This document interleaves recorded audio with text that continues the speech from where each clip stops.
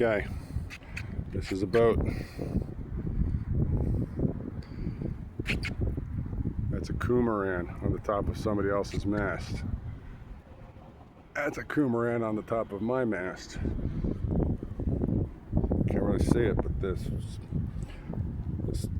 hardtop I'm on is all kind of stained because of said Coomaran.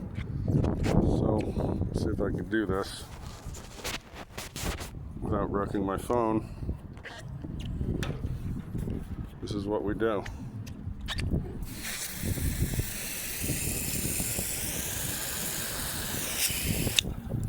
We spray them with a garden hose because they're protected. And if you kill them, you go to jail.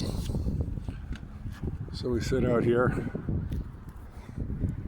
and we wash our masts and we spray the Coomarans with water so they don't crap all over the boat.